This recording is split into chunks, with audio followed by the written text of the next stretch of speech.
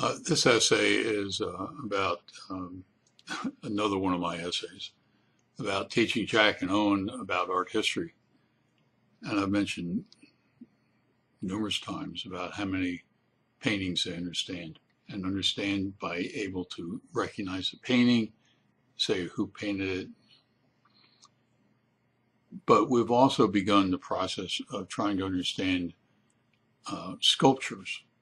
They, in their textbook, which I put together, have Michelangelo's Moses, which is a real, I mean, if you ever get to Italy, go see that. It is absolutely amazing. Um, but and they've had several other statues that they have seen pictures of. But the one we were working on this past couple of weeks ago was Rodin's The Thinker. And I talked about The Thinker and who Rodin was and what he was doing. And he did The Thinker in, I think it was around 1880. I didn't go into the details, but the thinker is not out in the field thinking. He's in fact at the gates of hell. And he's thinking about what's happening to human beings as they go to hell. Thought that probably was not a good idea to talk to Jack and Owen about that particular item. But I showed them a picture of Rodin out in the middle of a field thinking. And so they live close to a park.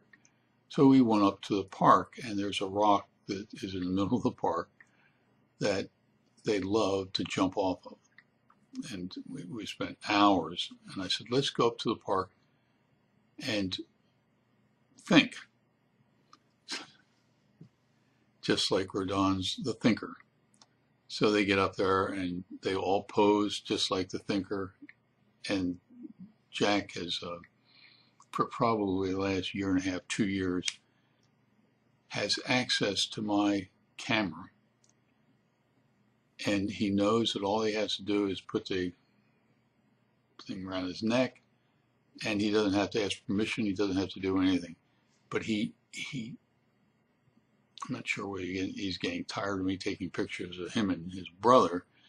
He wants to take a picture of me while I'm saying something. So Owen gets on the rock, take a picture of Owen. Jack gets on the rock, picture of Jack.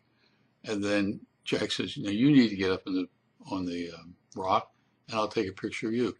That picture of me has been done by Jack. And then we went over to a bench and sat around, and I asked him, what do you think that the thinker was thinking about? You know what Jack said? He wanted to know where he left his clothes, because the thinker doesn't have any clothes on. And so we spent 15, 20 minutes talking about what they, at almost 6 and 4, are thinking about in life. Jack wants to know what I'm thinking about.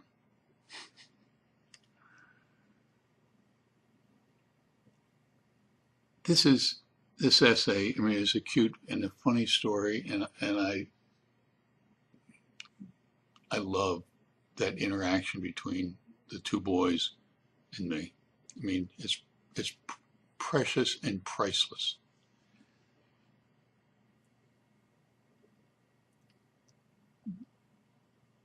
But they're not the only two boys or children in the world, and I'm not the only adult male. There are loads of kids out there who want to learn and want to experience life and have the benefit of adults who can come and talk to them and share with them insights and ideas and explore things. So while I'm having fun with Jack and Owen, you can have fun with kids who are your children, your grandchildren, or kids in the neighborhood.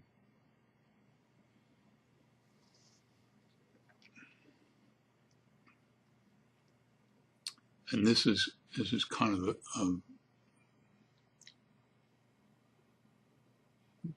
a confession. When I was a parent 40 some years ago, I missed the opportunity to listen to the kids and then teach them based upon what they wanted to hear or wanted to learn or wanted to know.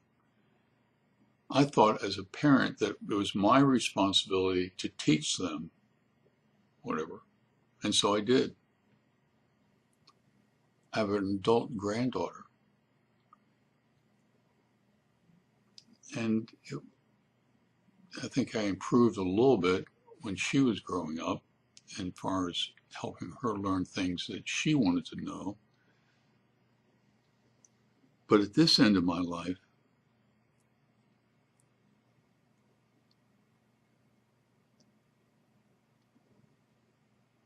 the thing that I learned from those two children was that they come into the world wanting to know.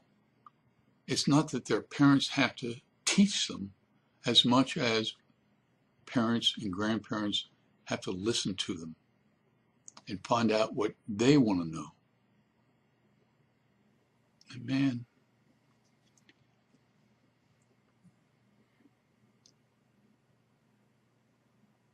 there's an old saying about being a grandparent is a great experience. I wish I'd had that experience before I had kids. You benefit because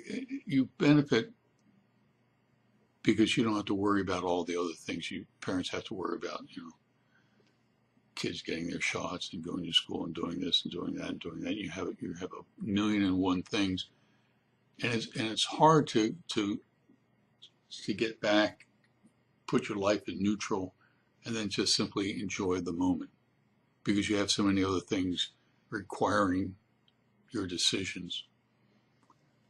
And I'm not sure how to resolve that, but I tell every parent, I drive Lindsay and Jason crazy, Jack and Owen's parents. I say, you love Jack and Owen. They do. I said, just wait. Wait until they have children.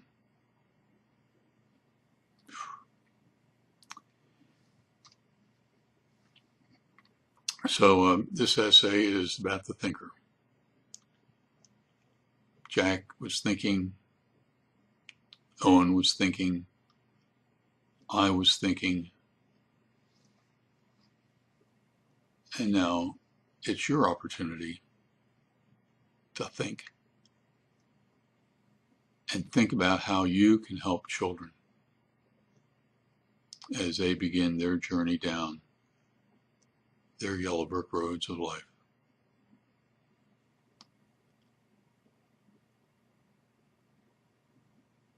It is, I hope Jack and Owen love it, but I love it far more than they could possibly love it. Just to watch them in a process.